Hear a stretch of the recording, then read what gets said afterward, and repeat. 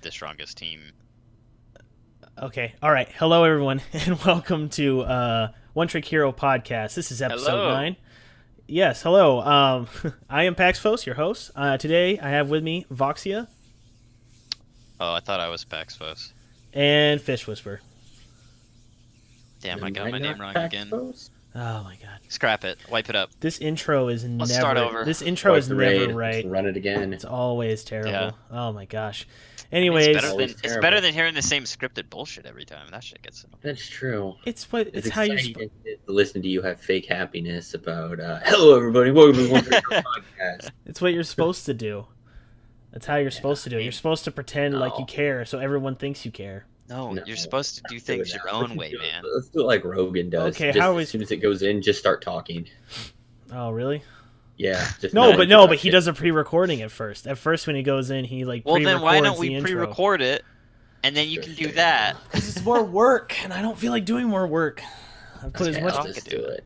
it. unless you guys want to do more work, you can do Hell. that. Bitch. Yeah, I like doing. There you go. I do. There's the intro. Now let's do it.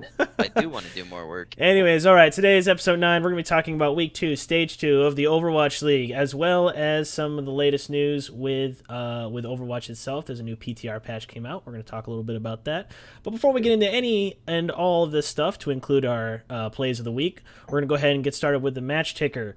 So, Fish, can you give us the match scores of the week? I can. On Wednesday, we had the Seoul Dynasty beating the Dallas Fuel 3-1. We had the Los Angeles Valiant beating the San Francisco Shock 3-1. In the Los Angeles Gladiators 4-0'd the Shanghai Dragon. On Thursday, we have the London Spitfire defeating the Florida Mayhem 3-1. We have the Houston Outlaws losing to the Philadelphia Fusion 2-3. We have the New York Excelsior beating Boston Uprising with a 4-0. Then on Friday, we have the Boston Uprising 4-0ing the Florida Mayhem. The Gladiators lost to the Seoul Dynasty 3-1. Dallas Fuel lost to the Los Angeles Valiant 3-1. And then on Saturday, Fusion got 4-0'd by the London Spitfire. Houston got 4-0'd by New York Excelsior. And Shanghai got 4-0'd by the San Francisco Shock. Shocking. Shocking. So that was a that was a week. That was a day of 4 O's. Oh my gosh. For, as the Twitch meme says in the chat, for Overwatch. 4 Overwatch. Overwatch. I think I know that's the you've first seen it. day that we've had a complete set of 4 O's. I think. Yeah, So far. maybe. I Yeah, don't, it might have been. If not, it might have would been have the been first complete one, but we have Yeah. 4Os quite frequently. well, that's Only true. a couple. I also think. Wait, have we had a complete shutdown yet, where the enemy team has not gotten a single point? Have we had a shut? I don't think we've had a complete one yet. Not a single point. Wait, yeah, we did. No, the closest not one a was single one? Philadelphia versus. This week was Philly versus. I- No, there's been a couple. Okay, Yeah, I can't Philly remember. versus I have- Philly versus London. Philly only got 1 point throughout the whole. I want to thing. say, I thought I It was at the remember end. a series where the I know one team Houston's didn't come get pretty anything. close to doing it, Maybe. Maybe it was just close. I I'd don't have know. to- I'd have to look I'd have to into it. relook. but I think I wanna say, everybody's managed to get 1 point. I It's- kind of feel like there was a series though. I Maybe. feel like I could be wrong. But I Um, think the series where Well, somebody got regardless, Vox, can you give us the standings of the week now? I can. So, number 1 in the standings is still New York Excelsior. Whoop, whoop. Seoul Dynasty has moved up to number 2. London Spitfire is number 3. In 4th, we have the Los Angeles Valiant. Houston Outlaws are bringing in 5th. Philadelphia Fusion are 6th. In 7th, we have Boston Uprising. 8th, it's the Los Angeles Gladiators. 9th is the Dallas Fuel. 10th is San Francisco Shock. And 11 and 12 have stayed exactly the same the whole time. 11 is Florida Mayhem, and 12 is the Shanghai Dragons. Florida Mayhem got 1 win. That was. If anything, wow. they're consistent at being at the bottom. Consistency is key. You know what to expect, and they bring it every week. Exactly. How can you be disappointed in such a, Ellie, it's consistency. reliable performance? It's so funny because they have times where you're watching them and you're like, man, that was a really good play, and then nothing else. Yeah. I don't know. I don't know what's going on there. Hopefully their talent that they're bringing in shakes up something. I don't think know. it will. I think we're past the point where nerves is an excuse. Like at first it was like, oh, you know, maybe Logix isn't good playing on stage or whatnot, you know.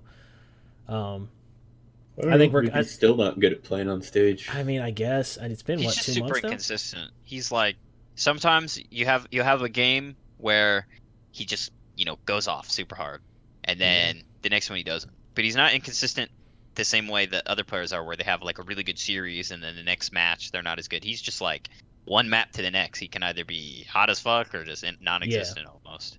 He's been what? Is your shirt on backwards? No. That's You just sure? a collar. Yeah. No, this collar's just popping. Wow. It's the power of Jim Morrison, baby. Wow. Weird collar. It looks like you have like a hoodie or something on, but it's just a I know, t-shirt. it's just the t-shirt's just cut weird. That's Embrace it. interesting. I like it, I know. I was gonna say it looks good. It's This interesting. shirt's a popping, don't come a knocking. Don't come knocking. Oh my god. Okay. All right. Nerve trying We to talk are- shit about my shirt. I didn't. No. I said I liked it. Okay. This was a gift all from right. somebody very close to me who died, Pax. That person Really? is dead now. Really? Yeah. I'm not kidding. Is it Anyway, me? so That was me. Yeah, I'm it's dead. about to I'm be. dead inside. Okay. Oh my goodness. Okay. Okay, so yeah, We're gonna that's go- the standings. Yes. All right. So we're gonna go ahead and move into our plays of the week, and the first play of the week is brought to you by Fish. So go ahead and take it away. Alrighty then. So, in this first play of the game, we are going to be showcasing AKM. What's going to happen is Dallas is going to take that upper platform on the map, which is pretty much what everybody has been doing, has been trying to get that soldier up there, at least as of late. That's kind of the go-to. So AKM is going to immediately get a pick on the tracer. Then he's going to pop that tack visor, and everybody's kind of trying to screen off and wait for it to die down to come in. And he's still going to get the pick off the rocket on before that they're able to get back to it. So pretty much he's going to shut down their ability to get back on the point, and it's just going to screen it off and secure the map. Yeah, I originally clipped this mainly because I just it was also Vox and I were talking about this earlier. It kind of showcases that that's a really common strat with pros, is getting that soldier up there, or Widow or Hanzo. Pretty much your main damage is supposed to be up there. And you can It's just such an effective sightline. You get to see basically everywhere you would want where the defenders could be. I mean, there's few little corners there in the back, and there's stairs you can't see, but for the most part, it's such a wide angle. And like you're saying, the most of the teams that we've seen, I think there's been a few times the teams haven't run a soldier just because it's not their preference, but the teams that do run the soldier there, they always try to play around getting them up on that high ground and just entrenching them up there so that they can just rain down the bullets. Yeah, I mean, from the perspective of the DPS that's going to be up there, I mean, you have two pillars, depending on which one you're closer to, that you can hide behind for most direct damage. You can jump down if someone tries to go up, so they just wasted mobility, and you can still do kind of what your job was down on the ground. You're in range of your close range supports. You're at an angle where it's pretty easy for, like, in this case, you see it towards the end, the Mercy just comes up to him. It's pretty easy for the supports to get you, and Ana can hit you from up there. Pretty much everybody except for Lucio will have a pretty decently easy time getting back. Well, actually, Lucio can wall right up there. Plus, it gives another place Mercy can, if you have a Mercy, you can fly to. Yeah, it's a great escape. Yeah, from talking from experience, because I had to play Mercy a ton last meta. The preference is Pharah, because if Pharah's up above, that's a mobile escape that you can use. So that's why Pharmacy is so popular and so strong. But in this particular case, you can use anybody pretty much that has range DPS up there, and it gives Mercy a way to get out. And it's interesting too on this map, I think, because obviously since Mercy isn't the de facto best healer in every situation, we see things changed up. So sometimes on this map, because of the long sightlines, Ana's really good generally, but oftentimes we still see Mercy here because she's pretty much, well, Lucio does have the mobility, but it's trickier, right? Mercy has the, I don't want to say reliable. I can't think of the word, but she has an easier time maintaining that vertical mobility. So she can not only get up to the ledges up there in the back and the side if you're looking from the defender's perspective, but also back down to the point if she has to. So she can fly around anywhere in that room she needs to easily. So that's one of the reasons that we've seen her a lot in that and defense on offense there, because she can just get around that room really easy. Lucio's also not used as much in this because what he excels at is, well, covering distance, and the distance between your attacker spawn and getting to a point where you actually are doing meaningful damage isn't that long. And then on top of that, another thing he excels at is obviously getting the whole team in a small space quickly. But this isn't a small space; the room is very big, and usually the best way to go about taking the room is spreading out a little bit, and then Lucio loses his effectiveness the more they spread out everyone is. So there's also a lot of angles to hide from diva bombs and stuff, even just those pillars there. So you don't even need the speed boost for that sort of thing mostly. Exactly. So Dallas used Mercy pretty well there, but just highlighting that. But also the part of the clip that I wanted to highlight was also just AKM's aim. I mean, his tracking there was phenomenal. You see targets falling at weird angles and stuff, and he's keeping track. He dealt with the tracer that was trying to hit him in the back. He dealt with the tracer very well. I mean, it's just he's really good. He's really, really good. I think another thing definitely waiting for that's Dallas really Field. good is it kind of puts flankers in an awkward position if they want to flank, if they want to hard flank you when you're up on that high ground, because a lot of time you'll have some of the other team, like the healers or support, on that lower area outside in the courtyard or kind of on the side there, and so they try to go for a hard flank and they just get it's almost impossible. Well, I don't want to say impossible, but it's very hard to sneak up on somebody who's in that position because they have a wall right to their back and there's windows to the side. It's tricky to get to them unnoticed. The only one that has the easiest time getting up and around there is Genji because of the wall climb. He can kind of take shortcuts. Like Tracer, it's pretty obvious how she's going to get over there. Which, I mean, and you could see in that case, AKM was well prepared for that. So, anyways, all right, let's go ahead and move on to the next clip. Fish, or no, that's not Fish. Vox, go ahead and give it to us. Speaking of speaking of Frenchmen, go ahead. Frenchman. All right, so this clip's brought to us by us, but it's of Soon, and it's pretty exemplary of the way he played the whole series versus Dallas and how he plays a lot and he does get talked about a decent amount, but you know it's for good reason. He's not necessarily the most flashy tracer, but he is super consistent. So I mean, the clip starts off, he's pressuring the flank over here. He's hiding behind a pillar and he goes on, pressures the Mercy. She gets out of the way, so then he hides around a corner, tries to get her again. He can't.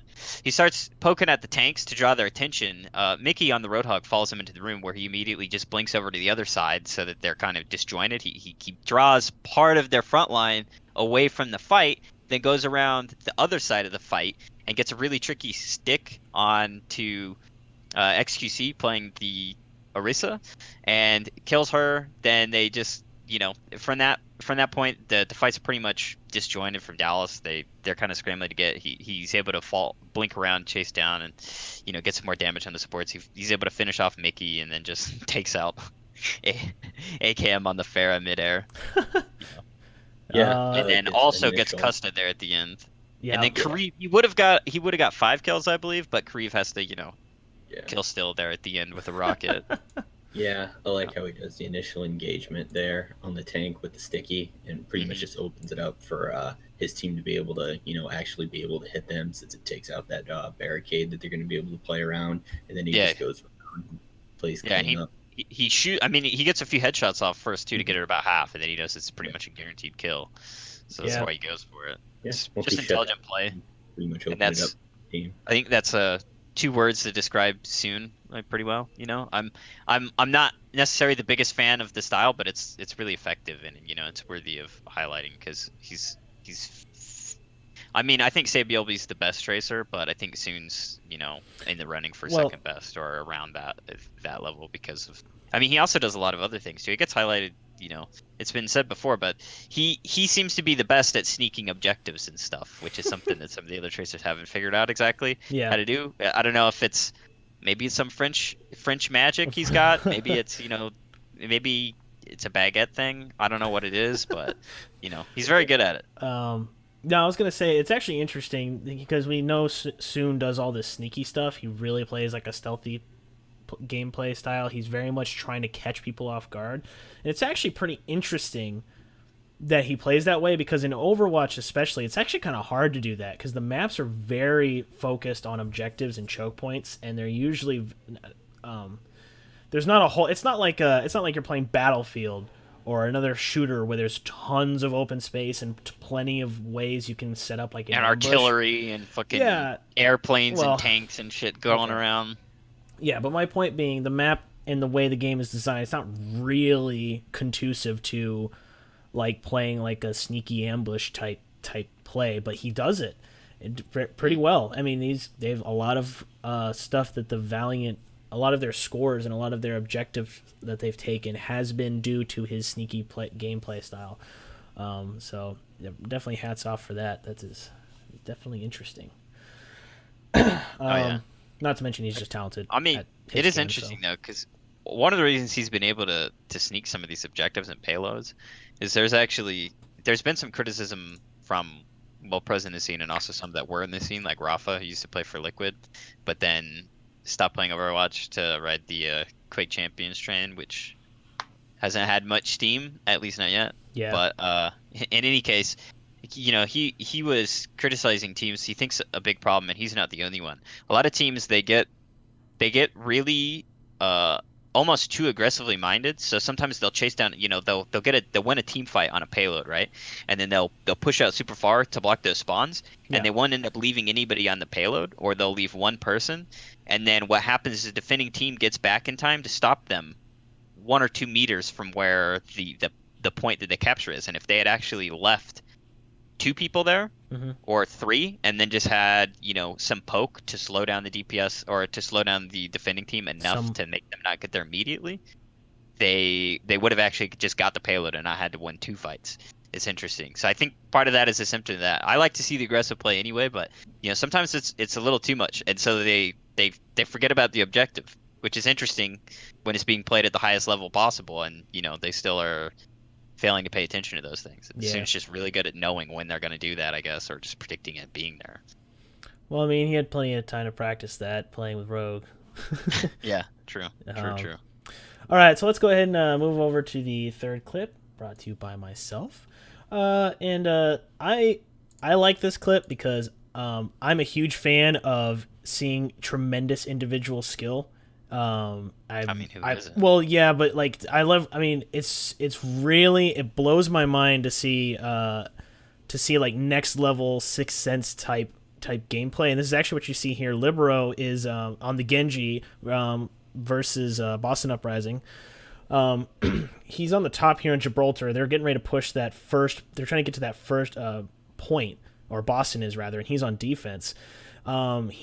He knows exactly when to Dragon Blade, and he clearly gets a lot of kills. But what I like here is he actually right here is able to get the Mercy out of the air. Mercy had come in. She was coming in to get the to kind of support the team. Right, this is before she knew they were all dead. It all happened so fast. But as she's flying in, Libero, just out of like the corner of his eye, sees that she's flying overhead, quickly whips around and is able to get the Dragon Blade kill on her.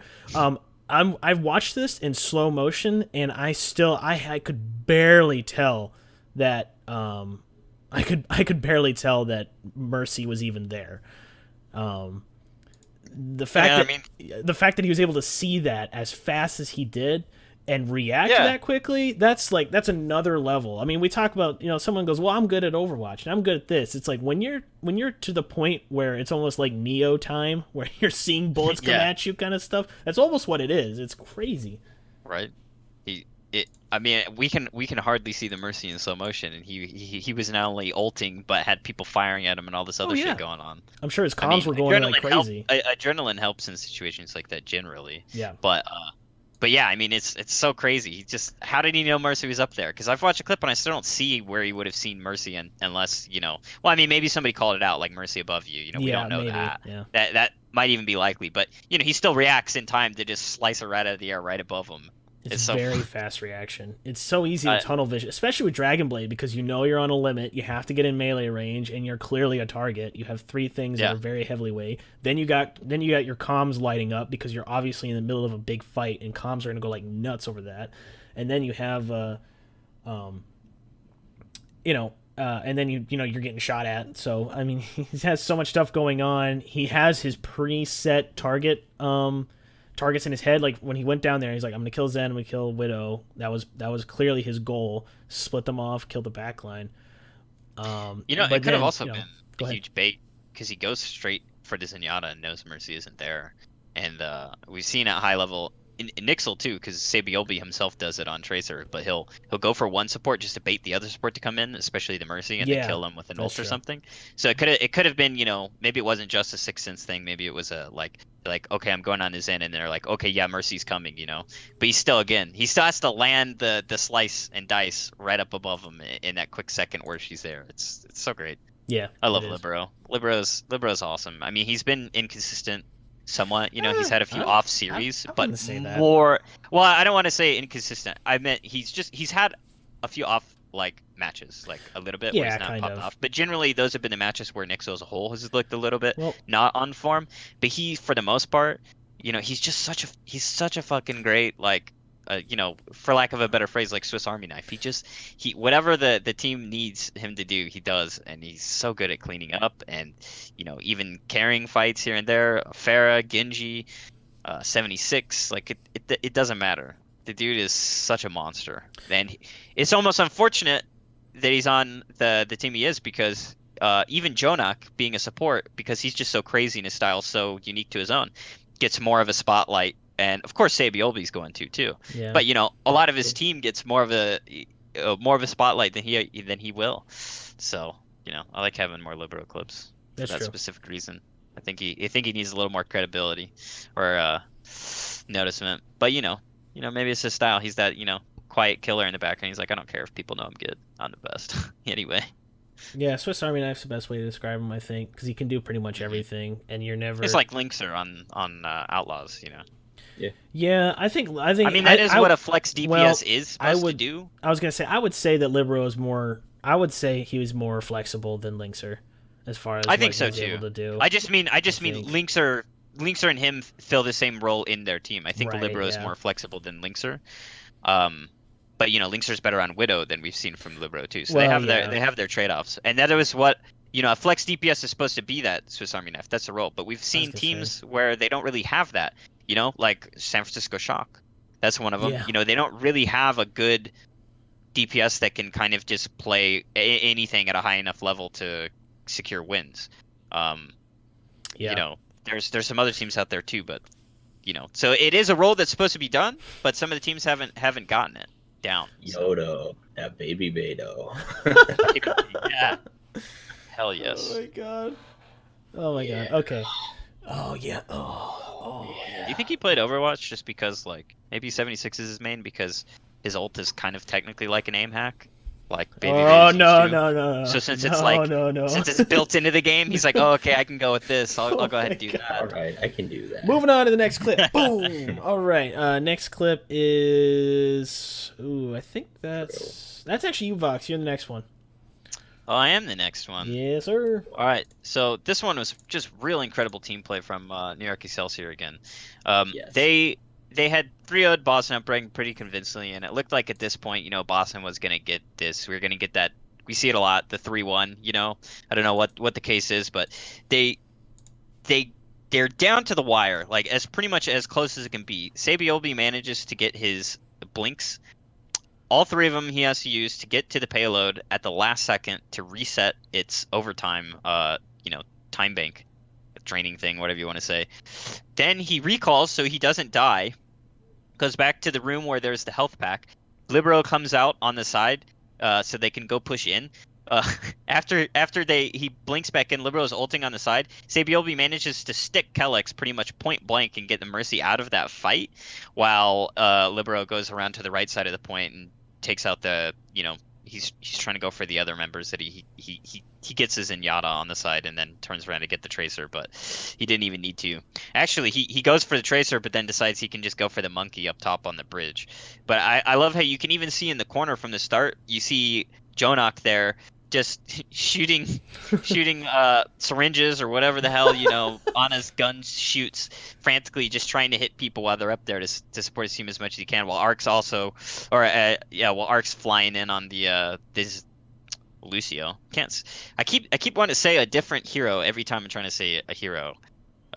It's making, I don't know, my brain's very frazzled today for some reason. But yeah, it's really good team play. There's no reason they should have got that payload normally. They should have lost there. But then, like I said, Sabiobi, he flies in, he gets to touch the point, resets it, recalls, goes back, Libero comes in on the side, Sabiobi's there, they kill the healer, Libero kills the next healer, then kills the tank up top, waiting to collapse, and then there's nobody on the payload. And like just like that, Yep. Boston's 4-0'd. Yeah, speaking of... Unfortunately for them, and unfortunately for you as a Boston fan. I know. I have no... Like, we got dismantled pretty hard. I mean, not only by... it wasn't just New York. We've been struggling this whole second stage. Man, I don't know. Like, our only win so far, I believe, has been versus Florida. I don't know what's... that is true, huh? Yeah, I don't know what's... Good win. I mean, that's good. At least you didn't drop the ball and lose to a team that's under you. I know. Yeah, I'm just not really sure what's going on, because you would think, how well they played dive this patch, or the way they're playing it now, would have been their strength. But I don't know, because what we saw was them have some pretty good offense, but on their defense they just crumbled. And we know their defense wasn't their strong point to begin with, but I mean, no, but they started to shore it up. They started to kind of shore it up. Well, the immediate response that some people would have, and I guess you could make the argument for, was they were too reliant on the Mercy cushion. Yeah, and I think that could be part of it for sure. Possibly. I don't want to jump to that conclusion right away, but I mean, it could be. I just really don't know. I don't have enough. They were really good at it. Yeah, I don't know. Well, it's too early to tell, but we'll see how they adjust to the impending meta, or how it's playing out. I don't know. I really don't know where. Go ahead. Team planning for them now. What'd you say? Teams are actually coming up with a game plan for them. Yeah, that's true.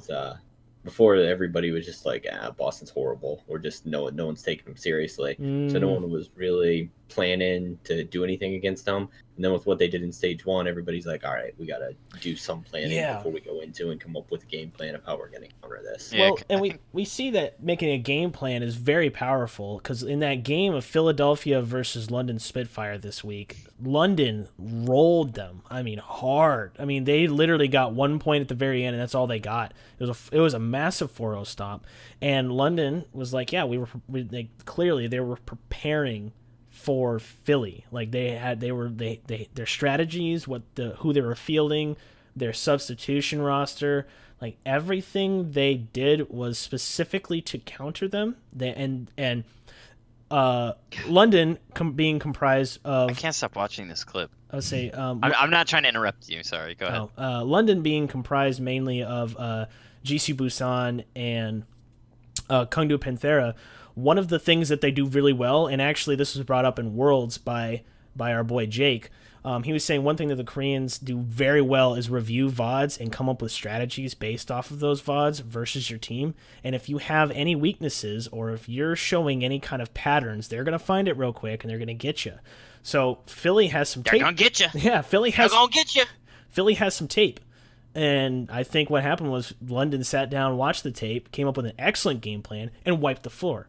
I think this is proof that really it becomes easier for other teams too, because once you've seen a team dismantle a team, then all you have to do is pretty much look at, okay, how did this team just dismantle that team? Yep. Okay, how can we do a similar thing? And it forces a complete overhaul of their strategy, at least to some degree or another. To an extent, I mean, you still have to be able to execute it to the degree that London did. Well, yeah. Of course, yeah. So, and since London might be the only team that could, execute that specific strategy as well as they did in order to shut them down like that too. So they might really not be in any trouble at all, because the other teams might do anything to them. Well, yeah, there's that to consider, the competency and the strategy. I mean, I think Houston game plans really, really well, and London 4-0'd them, and then Houston did not. Yeah. No, definitely. There's a lot more to winning and losing for the teams than meets the eye. It really does not doesn't come down to just raw player skill, because they're almost everybody their skill. Florida Mayhem and the Shanghai guys are skilled. There is way more that goes into it than raw mechanical, even positional skill. Yeah. Okay, so let's go ahead and go to the last of our top clips. Go ahead, Fish. All right. Clip. Here, we are going to have the greatest tank in the whole world, Mumma. And that chatter, and Jonak's going to be like, all right, well, I'm going to shut this down and keep everything going. And then Mumma's like, you know what? No, you're going in the hole. Mumma just bounces him off the wall, puts him in the hole, ends the transcendence, and just completely counterplays the healer that should have completely been able to shut that down. Jonak did every single thing right. Mumma just outplayed it. That's all that happened there. I love how, he just gets in his face and he's like, no, I can just charge you off, dude. This is where I want you. I'm gonna wave. I'm not gonna go back to the team yet. I'll throw that. Yeah, I love the wave. That was that strike back. Just I'm that just gonna extra wave little down the flare.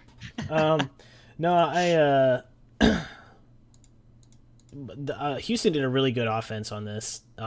Actually, both Houston and New York during this game had great offenses. They both got 3 points and had to push to the next. Oh man, that was a tight game. It was really fun to watch. I enjoyed it, but Houston historically has had stellar defense, but even though they had a tough loss. Yeah, even though they had a tough loss, I can see that they're improving on their offense. They're working on it. They really are. And Mumma's getting more aggressive with the Ryan. I mean, we know how aggressive he is with the monkey, with Winston, but he's getting more aggressive with Ryan. He's using his Earth Shatters more often, a little bit less reserved with it, but it's getting that aggression's giving them the room they need. I feel like they don't have a whole lot more that they. It doesn't seem like there's too many bugs to work out as far as their offense is concerned. Well, I think it's great too, because we know from the start. I mean, they started stage 1-0-2, and like so many people were hating on them, saying, "Well, Jake's stupid. He can only play Junkrat. He's the worst player in the league. Damn, well, Jake. Houston's this, Houston that, Outlaws this." Hating on him. But like we said from the beginning, they're regardless of whether they're playing at their top or they're not. I mean, they've been playing really well. That's not what I'm saying here. They are a team with really, really strong mental game. They're not going to tilt from a loss. They're not going to, I think all the players would have to just have very bad things happen to them outside of the game and for that team to crumble or something, right? I mean, even Raucus, his father passed away, and he was still able to, bring it when it mattered in the games and stuff. Yeah. So I think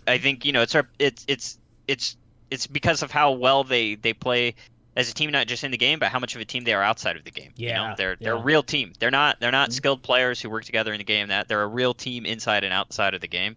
And so that just, I don't see how that could ever. I mean, that always helps, right?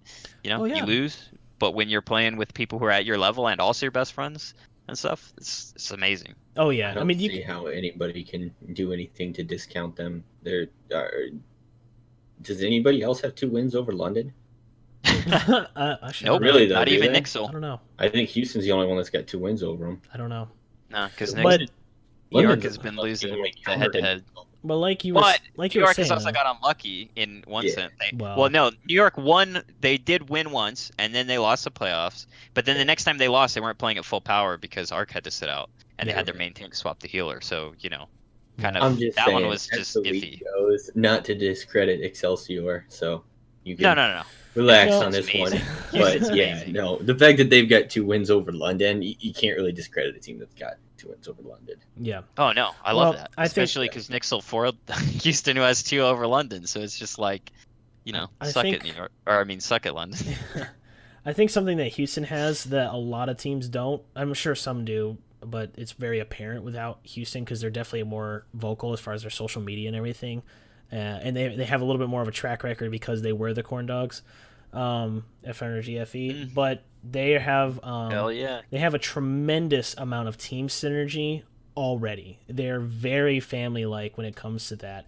And that's why they're able to get really good performance even in suboptimal situations if they're not prepared for something. I mean, we saw that in the beginning of stage 1. They had a or I think this was actually preseason. It might have been, but where they had they didn't have the substitution they needed. They hadn't practiced with the player. I think it was Bonnie. Boink was supposed to be in, but then said Bonnie was in. and they weren't supposed to have men. They were supposed to have Mendo, and they ended up with Clockwork. I don't remember exactly, but it wasn't what their game plan was, and they just came up with stuff on the fly of what they were going to do, and they ended up winning. I mean, they are very good at that, and that just comes from a good team synergy. They just have that core team of the Team Mom and Team Dad. Cool Matt being the dad, Mumma being the mom, and that combination as the tanks is just they can play pretty much whatever they want around that. Wait, did you say Mumma's the dad? No, Mumma's the. Oh, Mumma's the mom. Could Cool be I was gonna say if Mumma's too. the dad, wouldn't McCree be the mom? Because that's No, what wait, McCree's his wife. Cool Matt would be the dad because he's like that cool. He's like that cool because dad. He's cool. Yeah. I feel like Cool Matt's an uncle type more. He's like the cool uncle, Yeah. He's like there, and like Uncle when the dad is doing weird shit, he's like, whatever, dude. I'll tell my brother to Mumma's fuck the off mom I'm the because cool uncle. everybody likes him. No, You don't always no. like the dad. That's You always true. like the mom. Yeah, That's true. that's true. Okay. Can we talk about how this map though, how crazy it was? That map was so competitive, Kings Row, between New York and Houston. Yeah. How it went, was. it goes to Time Bank, and then Houston gets this incredibly crazy push and takes 3 points, and then it's like, well, how the hell can New York Excelsior do that? How can they do better than that, right? Right. And then they almost don't manage to because Houston's defense is so strong, but then Knicks will just keep finding an angle to get in there and keep pushing around. Like it was almost like watching double overtime in a fucking, because it was kind of in a way, right? Yeah. It was such a good matchup, and that map was so exciting, and how it ended, I was like jumping out of my seat, like holy shit. Yep. I wouldn't even. Yeah, I was crazy. staying in my seat because Houston lost, but yeah, I see your point. I mean, like even if I'm glad that New York won, but everybody knows we're all fans of Houston too. So I was kind of hoping. I love this map because this was just a real fucking brawl between the two of them. Yeah. It was a good match. Okay, so we're gonna go ahead and go into the bottom play, which I will deliver. Yes. True. This is hilarious to me, so that's why it's bottom play, and it obviously is a misplay. Nothing too crazy, but anyways, we're over here, and Dallas Fuel, they're on the defense. It's a king of the hill, so it's not really defense. But anyways, they're trying to capture the point. A Diva Bomb from Seoul comes in, and then Mickey hooks the damn thing into the Orisa shield and kills himself. Now, luckily, XQC and the rest of the team were already taking preemptive cover behind like the actual terrain. I'm sure that was just like, but I don't know what Mickey was trying to do with the hook, if he meant to troll or what, because I guess there was a tracer in front of him. I really don't understand that. It was really weird. But yeah. Well, the tracer actually blinks out of the way before his hook goes, so I don't know. But the Diva Bomb was in the air. It was high. Yeah, like, I think he would have had to have aimed high just from I looking think at his the clip. game plan was to snag it and then get killed with it in front of the shield to keep his team from taking the blast from it. It just didn't work out that way. Yeah, I don't know what it was, but I regardless, believe that was his game plan. Regardless, he probably would have survived it because that Orisa shield, I think, would have stayed up just from the way it looked. I think it would have been fine if he wouldn't have touched it, but I mean maybe not. It's hard to tell from that angle, but regardless, it killed him. Yeah, because it almost at first look it looks like it's in front of the shield and they're all behind it, but then you look and you can see kind of the yellow goldish effect be just barely through the shield. Yeah, it's interesting. It's really hard to see exactly what's going on, but it's certainly the intention is never to hook a Diva Bomb unless if you could hook it and drop it off the pit or something, but he's not even close to that. So regardless of what the intent was, into the definitely team a and then just misplay. turn around. Hey Cam, I kill you. Maybe he just wanted to hero swap in style, He's like, none of that. I'm not gonna jump off the map. None of that shit. I'm gonna actually grab a bomb did he hear, and bring it into my face. I didn't look past Mickey's that. just like, hey guys, watch this. He's just smiling and happy. I mean, I don't know why you'd want to hero swap in the middle of a team battle, but if he did, I guess that's an effective. I don't think know. he would. I don't funny. think that's a legitimate argument. I just wanted to make it because it was funny. Yeah, it's weird. I don't know. It was, but that's our bottom play of the week for sure. That wraps up. I love how you see his fat body spectacularly almost glide in half slow motion over the stairs. Mickey was so concerned about whether or not he could. He never stopped to think whether or not he should.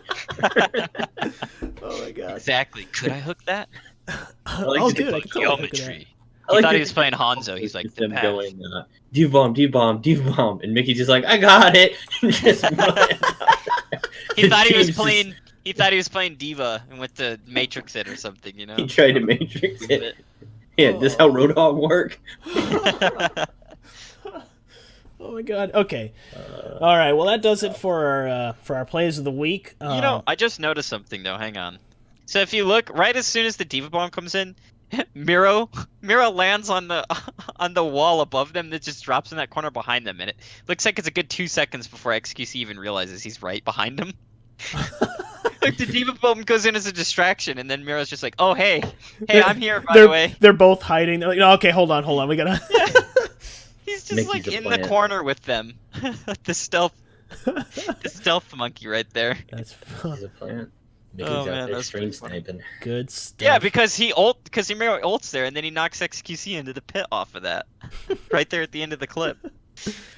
Oh my gosh. We Okay. all fall in the pit. Definitely. Or no, not XQC. He fell. Definitely misplay of the week for sure. All right, so we're gonna go ahead and go into news now. As far as news goes, there isn't a whole lot other than the PTR patch, which just hit this last week. If anybody doesn't know, I mean, you should by now if you pay attention to social media at all. But Brigitte is now in the PTR, the newest hero in the Overwatch lineup. She is Can we link the? Hang on a second.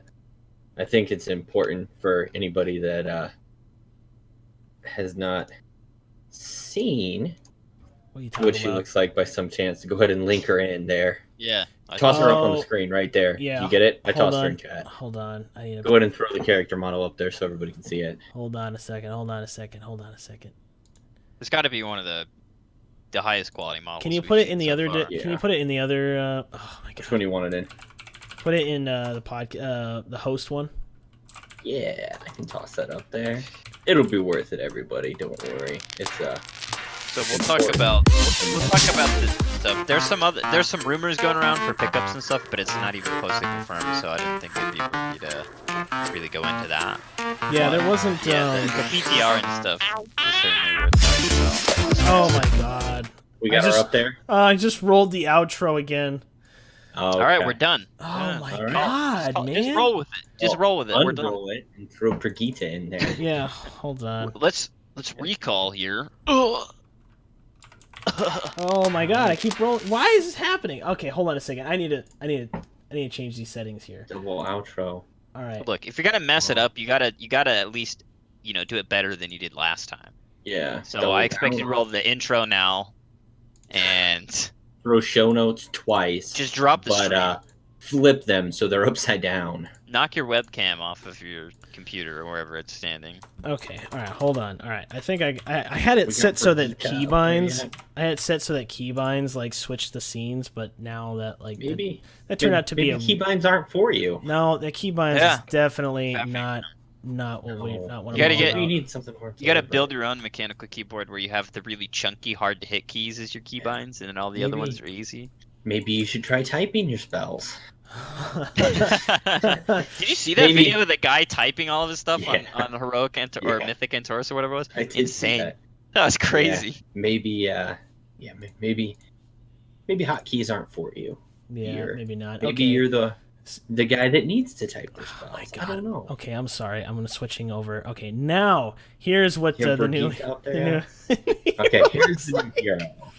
Now that we have her up there, we can talk about it. So the main advantage that she has is due to her height, she's very hard to hit.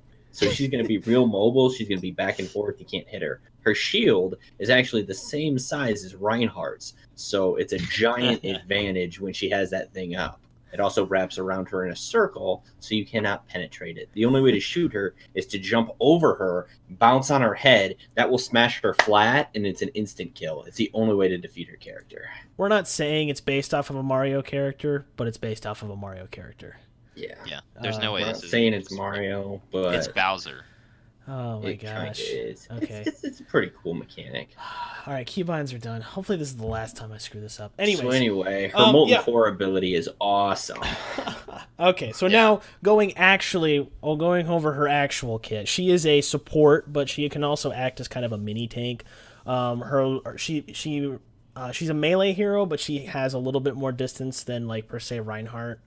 She basically has this mace that she swings out and kind of side to side. It's a rocket mace. A flail. Flail, yeah, rocket flail. And she flail. That's her left click. Her right click is a shield. It's a 600 health shield. It's a very small shield. It only covers the very front of her. But you know, it pretty much works the same way Reinhardt's does, just a little smaller. When you have the shield up, if you left click, you will dash forward and do a shield bash. And if you hit anybody with that, it's basically a light version of the McCree flashbang. It stuns them, and you can definitely get some good CC out of that. Also, her E is her first little ability there is that she can throw out basically an armor pack. It's not an armor pack like Torbjorn's where it drops and someone can walk over and pick it up. It's a targeted thing, kind of like Anna's boost. The animation's weird too. It's like Yeah. I'm like I was using it on the PTR. I'm struggling to figure out what the hell is happening. Yeah, I don't know. She like shoots like nanobots or some shit, and then it gives people armor. It like shoots out of her hand, and then bam, hey, you got armor. I don't know how the hell that works. Either way, it gives them what a little bit we need in this game is more realism, of course. Of course. You know? No, a little more realism. Essentially, it's okay. So imagine you're Torbjorn, okay, and you've got this hot wife. All right. So one day you invite your buddy Reinhardt over, and so then all of a sudden your hot wife's like, all right, I'm sick of this little dwarf guy. So then she gets pregnant by Reinhardt, has a kid. They raise her as a dwarf, but she's a normal sized person. Then later on, she gets brought up by her dad, but they don't know it's their dad, and that's the kid. That's the kid. Also, McCree got in there somehow. We don't know. Oh my gosh. Okay. All right.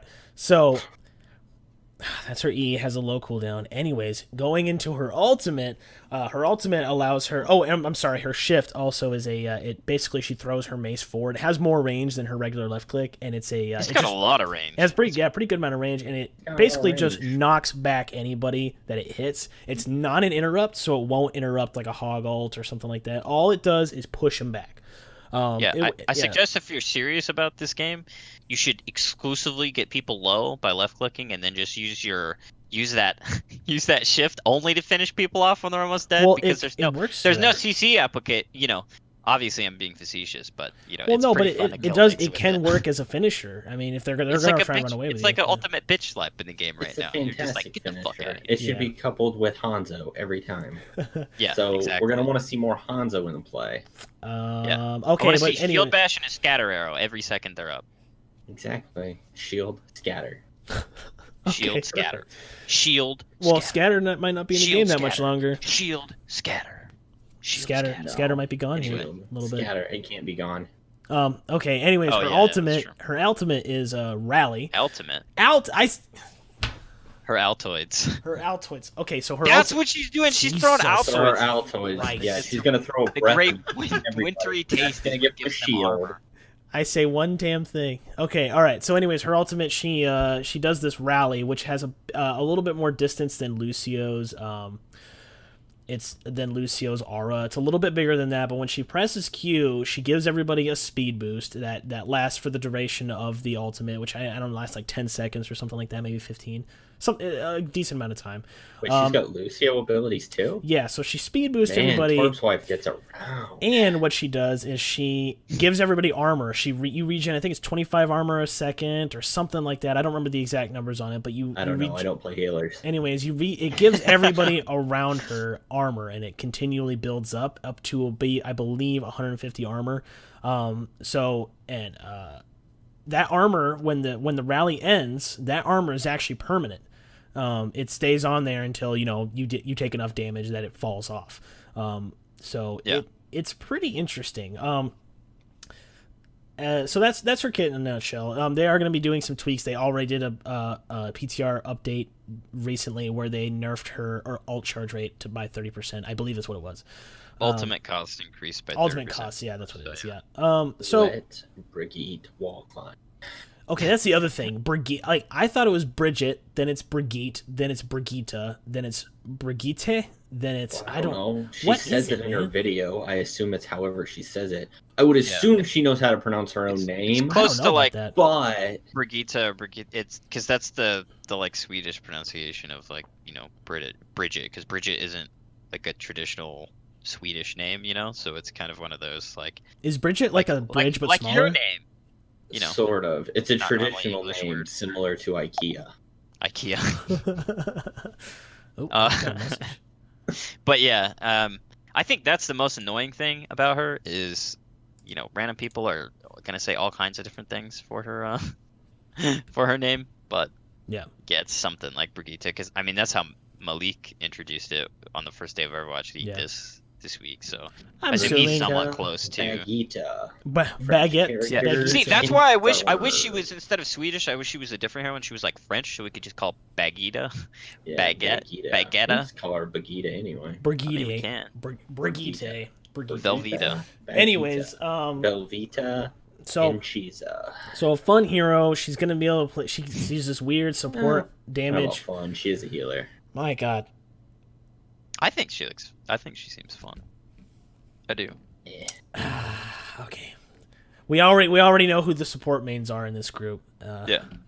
I think people think she's a lot more of a tank And than she actually is. Like, it seems like a lot of people have this misconception that she's like a tank that can heal and do a little DPS, and it's like, No. I mean, she's definitely she's support. she's but- a support that can kind of tank some stuff and kind of dish out some damage, but she's So- definitely not a tank. So all those quick plays where there's 6 deep or 5 DPS and you're sitting there, I can't take and heal at the same time. Well, now you can. Not going to be effective, but you can do it now. Well, as long as you Yeah. have a Hanzo and a Widow, you're going to win anyway, so it's really irrelevant. You Um, don't need healers if everyone's a sniper. So Nixel did run that science. strat against Houston on the first point of King's Row when they went to the second round. So there's some Perfect. merit to your claim. Yeah. You just have to immediately pick off the enemy Widow with Hanzo without even really seeing her. That's the trick. That is the trick.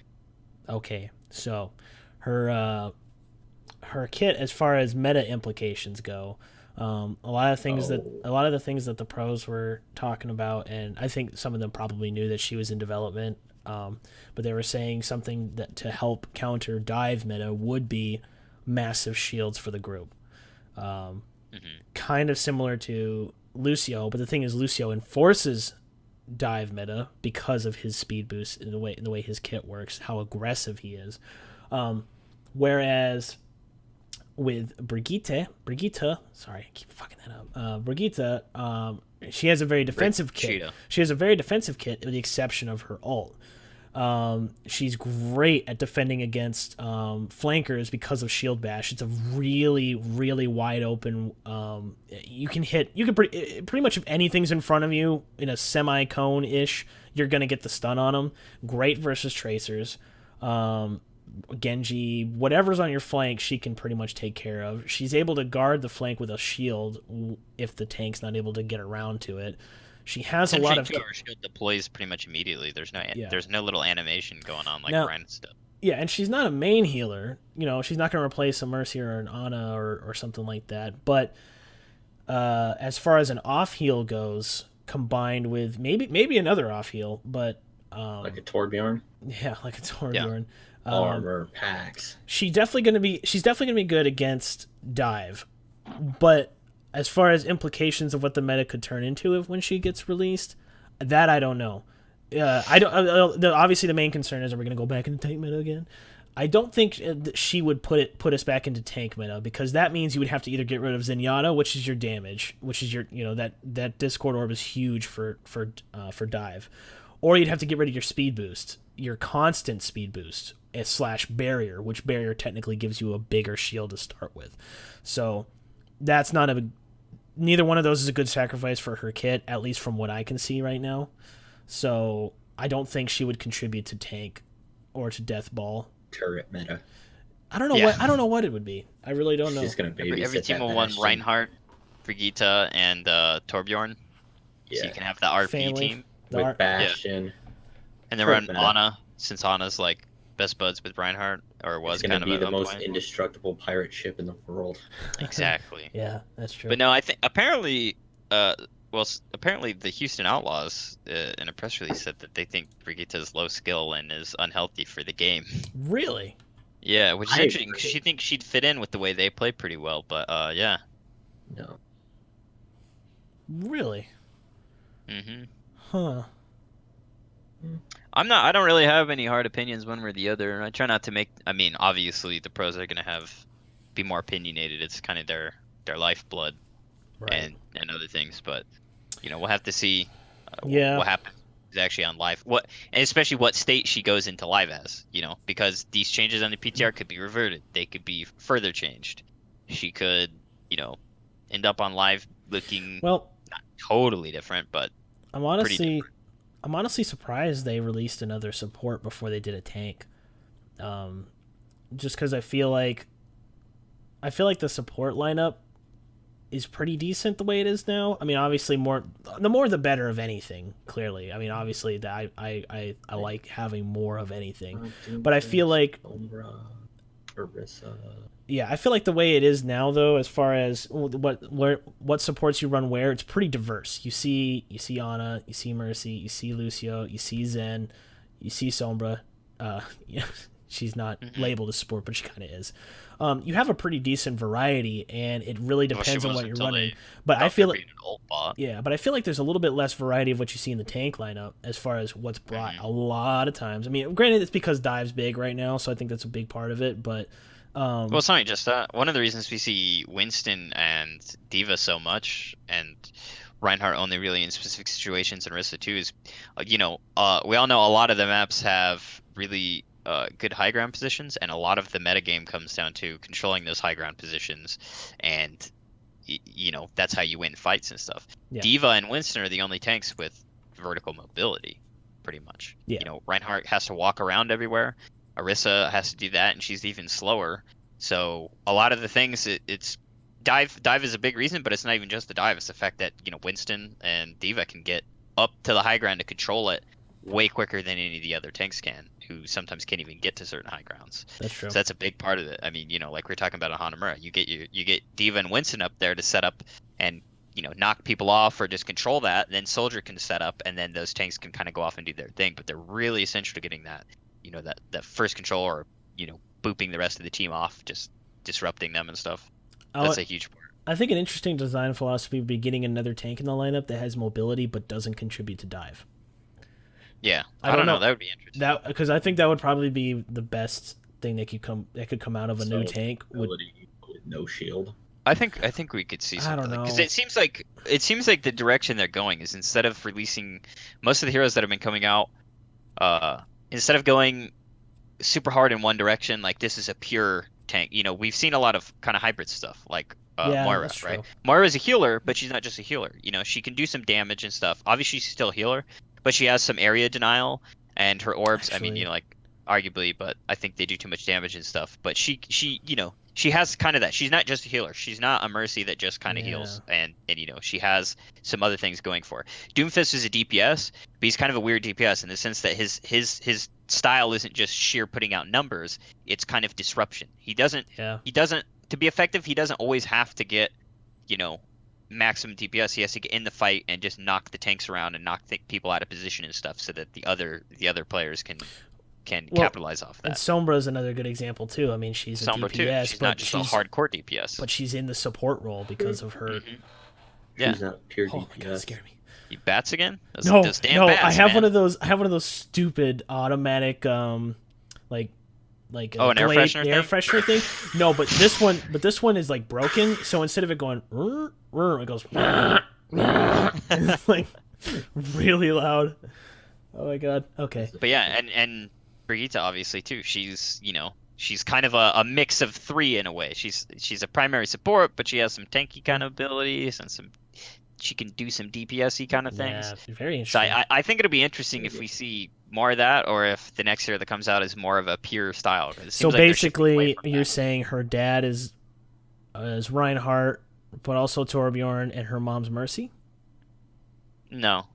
I mean, Reinhardt's her godfather. I mean, obviously, if we want to get into the lore and stuff, Her the reason mom must she's be similar to Reinhardt's Lucio. because that's her role model. Her mom is She builds Lucio. stuff like Torbjorn, and then her role model's Reinhardt, so she grows up, idolizing him, kind of, and stuff like that. But anyway, all that aside, I think that the hybrid thing is really interesting, and I think it kind of ties into what we've talked about before, where one of the problems with some of the ways that things work is the categories support, and the way that the heroes are categorized in the game currently just doesn't really work a lot of the time. It's not. What makes somebody a support? You can have a DPS, like for instance Widow, right? She's labeled as defensive because it's like we said, obviously, well, not obviously, but we think the idea when they made her seems like Blizzard thought, okay, well, you would play a sniper on defense, when there's maps on her sideline. She's not really an offensive hero.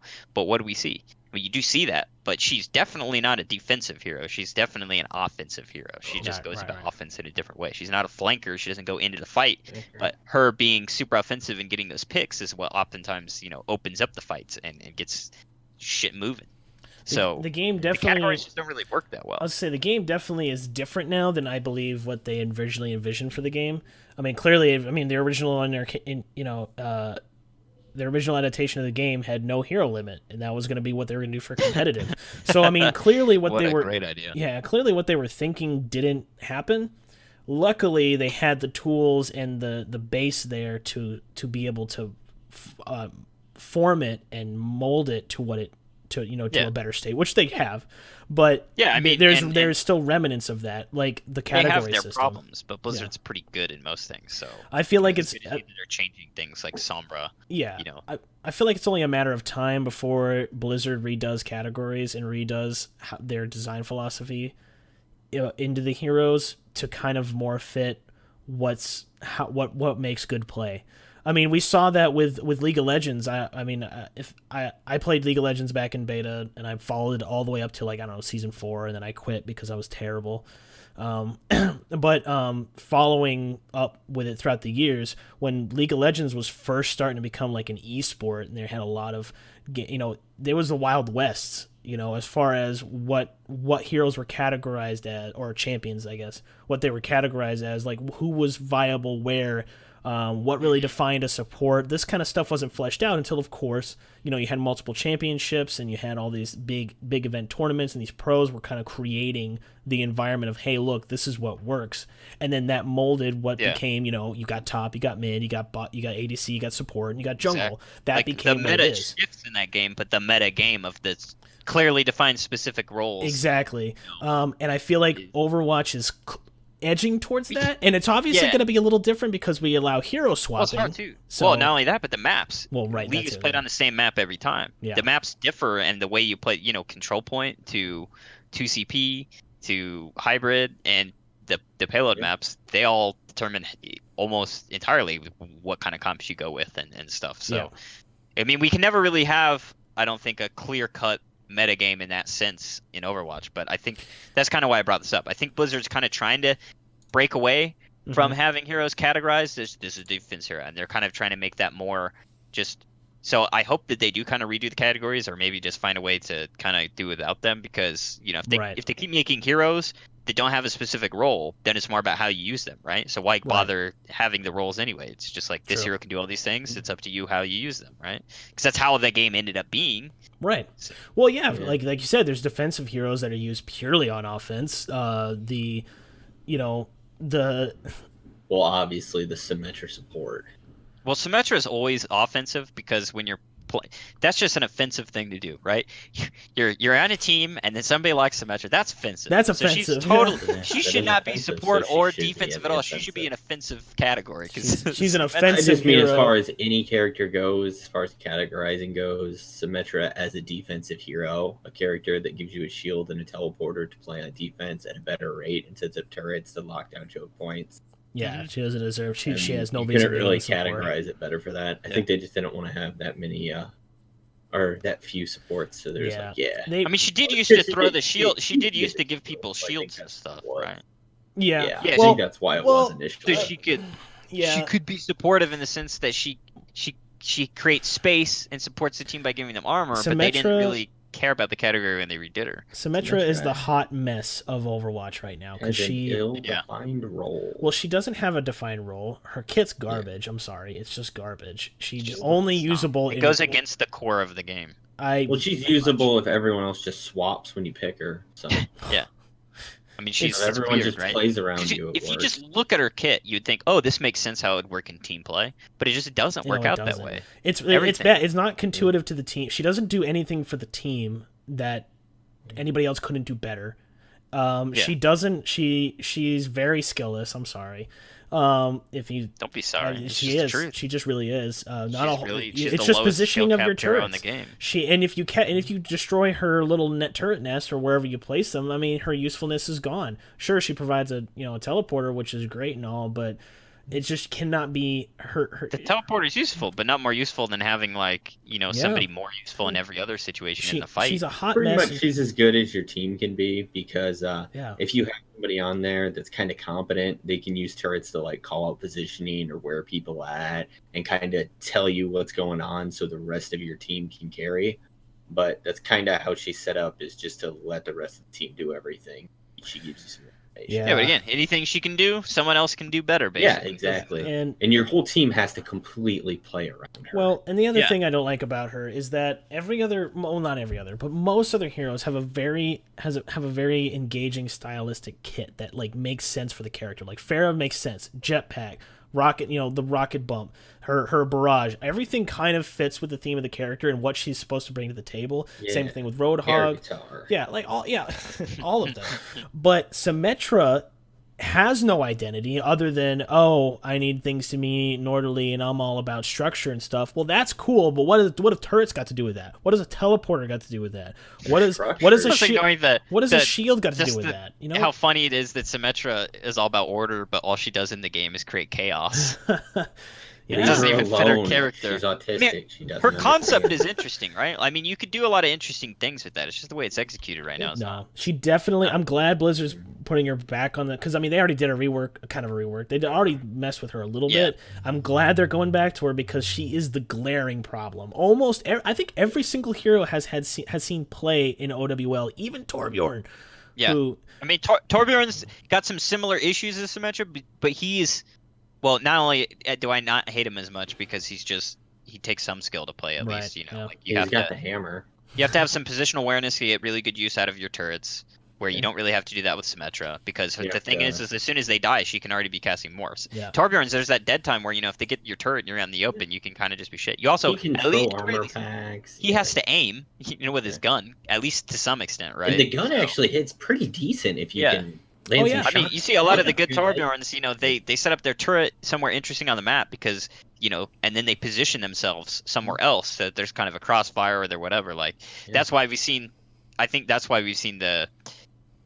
some play of that in Overwatch League even because, there's more stuff you can do with him and he's not as much of a detriment even if he's not that good as a Symmetra. Well, the other thing is... And he's got that hammer that Mangachu has proven is a viable yes. Mangachu. We need you on the podcast so we can talk to you about your hammer skills. I think he needed to get a golden hammer trophy for that, honestly. Okay, but anyways, but at least Torbjorn, even though it's not necessarily ideal, but he can be used offensively in an offensive situation. It's not, I know it won't always work out, but he does have the tools, and honestly, if Blizzard just tweaks him a little bit, they can probably make him a little bit more functional on offense. But he has that capability. Symmetra on offense it just doesn't work. No, every single part of her kit is not conducive. I think that's the word I'm looking for. No part of her kit helps with offense at all whatsoever. I mean, I guess you could say, well, she's doing damage. Well, yeah, technically everyone's doing damage, dude.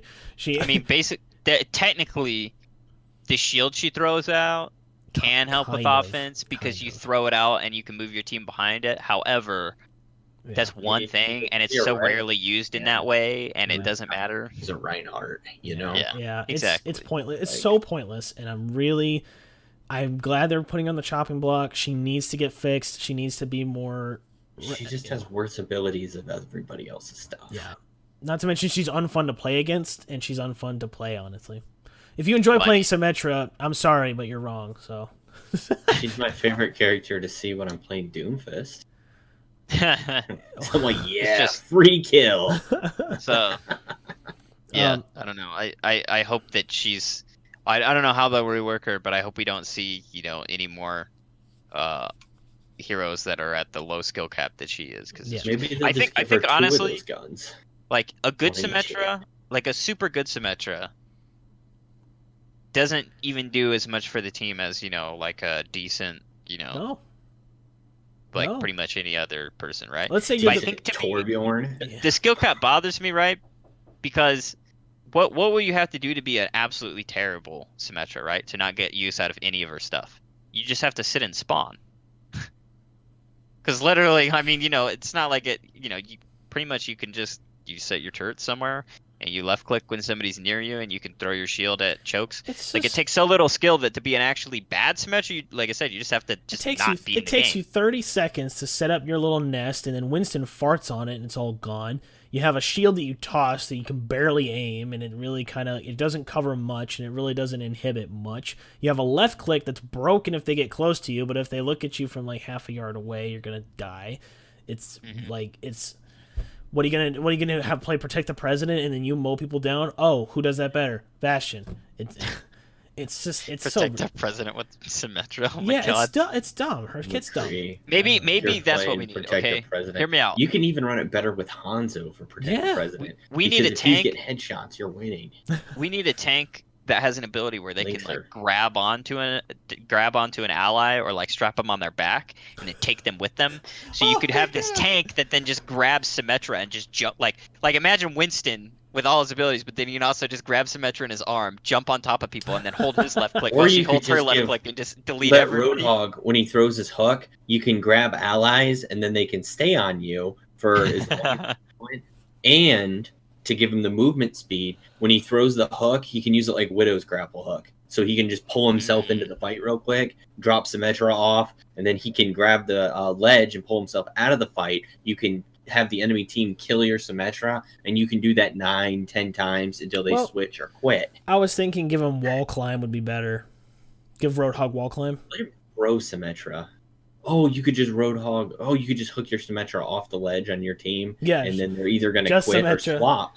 Yeah, In the latest PTR patch notes, you can actually hook your Symmetra. Anybody can friendly hook Symmetra. fire applies to Symmetra. That's what they need to do. That's the buff we need. There you go. That might actually be okay. So Winston, he has like Lucio in one armpit, and then he has Symmetra like on his back, and then so he Yeah. can jump in with people with Lucio auras, and then just left click So Symmetra speed left moved click. into. Yeah, have Yeah, both I the like left that. clicks from Winston and Symmetra on top of people. That might be the most open. No, shit. if they did Possible. that, then it would just be too unfair to have Mumma on the team. You give Oh, it'd be Mumma broken, yeah. boost with the Symmetra, yeah, no. Oh my god. Yeah, we need a Cho'Gall like hero in Overwatch where two people have to play Yeah. the same one. Oh my One god. person doesn't move, and the other person does the No, other. thank you. That's what we need, more team coordination. I like Exactly. Okay. Yeah.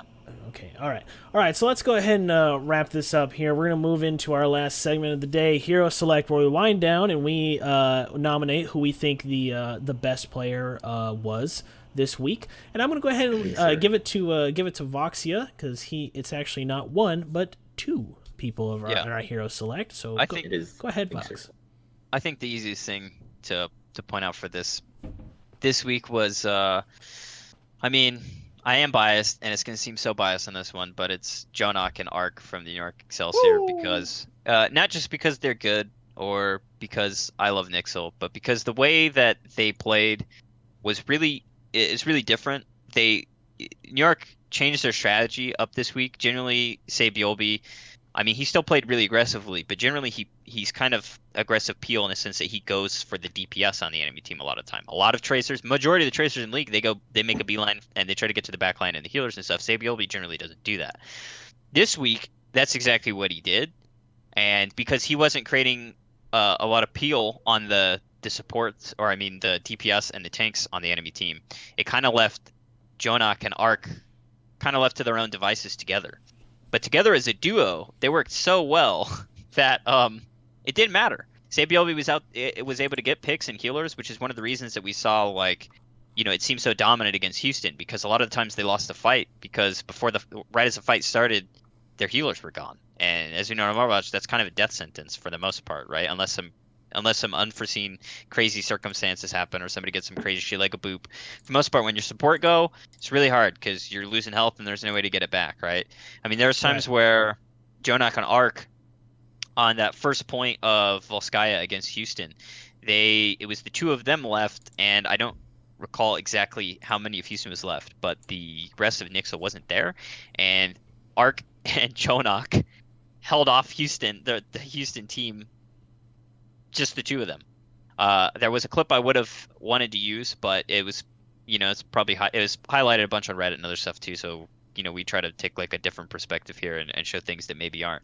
But you see Arc on the Ana in that side room there. If you're looking on defense, the room with the big health pack where there's the flank around the side, and there's the stairs there to get to the high ground, the balcony area on Volsky. So Arc is up on that balcony area, and Jonak is down there in the room, and he gets kind of low, and Mumma and Outlaws are trying to take advantage of that. So Mumma goes in as Winston to just batter Jonak. Arc comes around the corner and just starts healing him up, throws the heal nade, and then just sleep darts Mumma. And then he just leaves because he knows that Jonak can just hold his right click and kill Mumma because he's so damn accurate. And that was pretty much the story the whole time. So people kept trying to get on these DPS, and they worked together so well that the teams are trying to commit to that. Meanwhile, their tanks and Sabiolbi especially is just creating such havoc in their backline, killing their healers. Whatever he's not doing to the tanks and healers, Libero's there, like we said earlier, as a fucking Swiss Army knife, just taking in the rest. He's a janitor this time, and I mean that in the best way possible. Not like he was some shining bastion janitor. He cleaned up the mess that was left. Not like he's creepy and super pushy with kids, but exactly. he was there. There was the fight needed to be, so there's some extra health there on the floor that needed to be picked up and stuff off the enemy team, and so he did it. He picked it up and just kept doing it.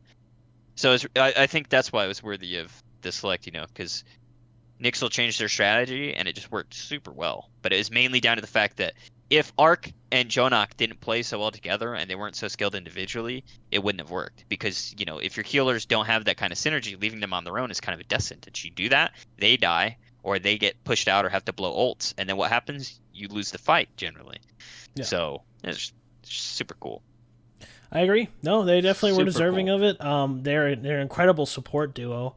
And Arc is probably one of the most likable people on the planet. I don't know how you couldn't like Arc. I don't know if that's possible. That dude is... He's so positive. I mean, if you even watch him stream, if any of our viewers, listeners, whatever, haven't seen him, you should check out his stream, because he'll stream on Ladder, and he speaks English very well. Very well. So he speaks English on the stream and interacts with the chat quite a lot, actually. And he's just super positive. He goes into games and he's always like, "Hey guys, how is everybody?" And stuff goes bad, and he's sitting there trying to hold everybody together. And we don't. Yeah, he's also super smart. I mean, the way he understands ult management and trading and stuff, he's really I mean, good. He's smart just in general. He ditched going to an Ivy League, like top end medical school in Which is funny, right? Yeah. How he's a support main, and especially Mercy too. He's been one of the best Mercy in the league, but he was also like a nurse, or not a nurse, but he was training to be a I mean, he had the grades. Healer. Yeah, he was a smart. It's not like he was a flunk and was like, "Hey, I'm gonna check out this Overwatch shit." No, he's a highly intelligent person. Put a lot on the line coming to play this professionally. I mean, we're talking about being what would be traditionally viewed as a very successful in the business world, and especially medicine. Putting that aside to do this, that's a big gamble.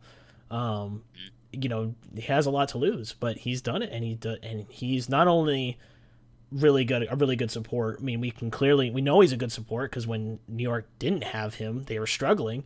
And then and then on top of that, his personality is just I think out of all the people in the Overwatch League that I would like to hang out with, Arc's probably number one, right up there. Yeah. Along with Jake. I need to hang out with Jake. Jake, yeah.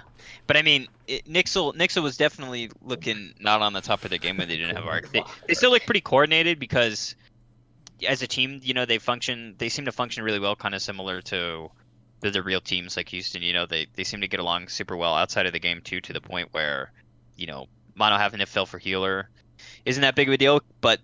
But I knew that, some people were like, oh, they don't look that bad, so, maybe it's not an arc thing. I'm like, but you can never know how much one player means to a team inside and outside of the game. And so, he said before that he does a lot of the shot calling and he, does a lot of the ult management and stuff. But sometimes it just comes into the mental. Sometimes that one player, like the Mickey on Dallas or whoever else on the other team, maybe it's Jake. I mean, we could think it's Jake with Houston because he's so animated. Like, it's funny. Even if you can't see what he's talking about, it's fun to watch the guy talk because he's just like... he looks like a cartoon character or something. He does. He's so animated. It's fun. But anyway, you don't know how much. So I'm super glad. I hope that Ark's wrist, doesn't get more injured. I hope that that it's. I mean, he said he thinks it's like around a week before you can take the cast off and stuff. So I hope it stays, with the cast off and he doesn't have any further injuries down the road because he clearly means a lot to Nixel. Well, I was gonna say just have him play Symmetra. Doesn't need to aim. Yeah, that's true. Yeah. Doesn't need a mouse. She's support. She's a support character. Yeah, you could use a lot to the team. Those like straws that those guys use to move their wheelchair. Because they lost their paraplegics or quadriplegics. Wasn't there a guy playing it on a microwave? Yeah, I thought he saw someone streaming playing some. There was a guy, or maybe multiple, but I know of at least one guy who's able to play CS:GO at close to like a similar or at close to a semi-pro level, and he played with his feet because he didn't have arm or they're amputated or whatever. He played with his feet and was just like, foot on mouse and was like wrecking people, and I was like, what the how? I would hate to go to his house and be like, hey, can I use your mouse real quick? I guess you'd hope that his feet are pretty clean if he has to use them for everything. Well, yeah, I know. That's pretty amazing. I know what for you're everything, saying, they're right? probably not clean. Yeah, like eating. What else? Okay, well, that'll. Can't have clean feet if you're eating macaroni and cheese with them. Obviously, he's going to use a fork. This was supposed to be a short stream. We were supposed to make it a short episode today, and we're already at an hour and 20 minutes. Unbelievable. We got caught up. How can we not? How is it no matter how hard we try to make a short episode, even when we trim down the content, we always end up with a longer episode? I don't understand. Because we value good discussion. Ooh, that's why. We're bad at discussion. We could just make a show that's we could just do some clickbaity buzzword real quick. All right, here's the plays. All right, so we had this play that was good, right, guys? Good. All right, next play, that's great. Swell. Ark and Jonak, do their names rhyme? Yeah. Let's just BuzzFeed this whole thing. We could be like, this ult got if something is a triple kill or more, that's what we highlight. He got some kills. It was really good for the fight because he got kills. All right, next clip. Quick trick. Yeah, we need to start doing clickbait pictures and titles for our YouTube videos. So is Moira gay? Find out. We know. No. All the news. That's how all our stuff will start. It'll just be the answer to the question. No. Be are they adding in Hero 28 as 6 Torbjorns? No. No. Yeah. Is Winston getting a rework? Will he be able to grab teammates and throw them into enemies?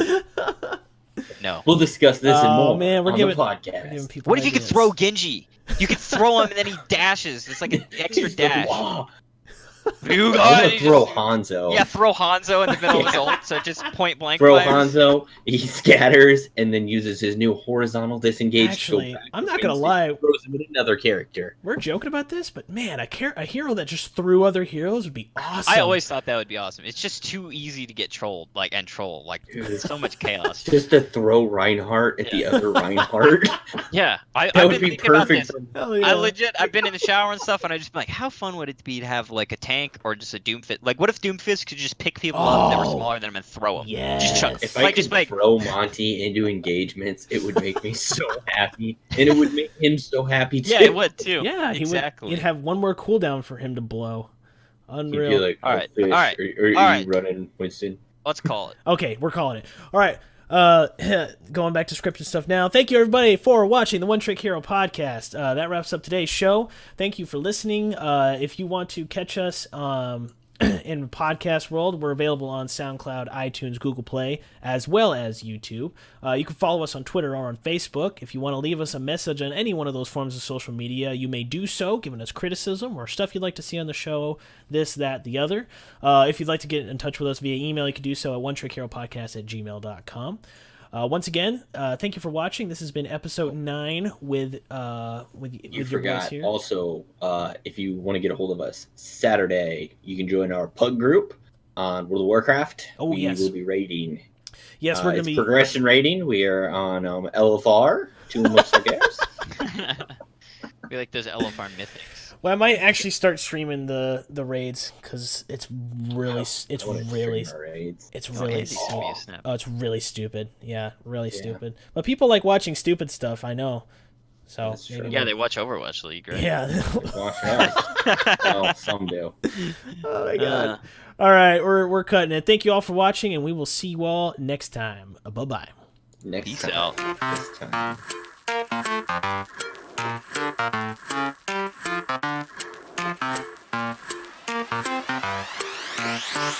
Ow.